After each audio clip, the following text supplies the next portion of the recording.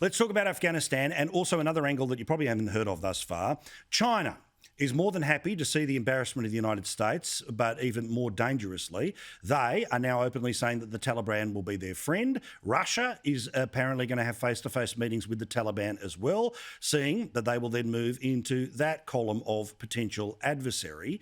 Here's what Barnaby Joyce had to say about China looking favourably upon the Taliban.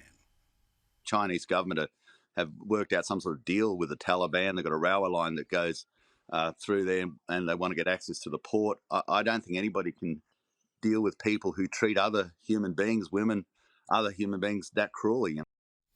Well, Chris, we've seen a war for 20 years to try to change the nation, to make it a little more like the open democracies of places like the United States or places like Israel, of course, in the Middle East. Well, China's not going to fire a shot. They'll just buy them off.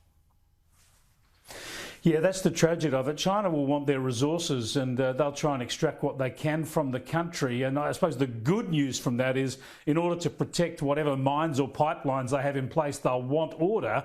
But the bad news is they'll be happy for the Taliban to provide that order. So, I just despair at what's happened in Afghanistan. I saw Joe Biden overnight saying that, what difference, if we stayed another decade or so, what difference would it make? Well, you look at the girls and young women in Afghanistan right now, it'll make all the difference in the world to them what happens in the next 5 or 10 years. And I just think the liberal West, the Western democracies, we've lost the diligence, we've lost the drive to stay the course here. I know it's not easy. No one's pretending that you can just deliver democracy.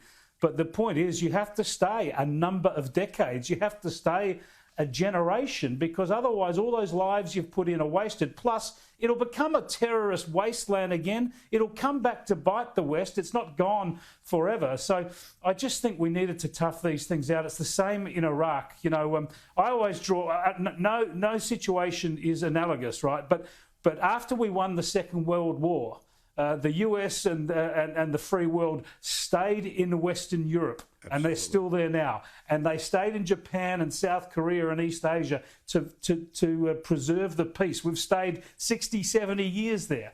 Yet in Iraq and Afghanistan, a decade or 2 decades and we're out. And it's going to cause a lot of chaos, not just for those countries now and in the future, but it'll come back to hurt us as well.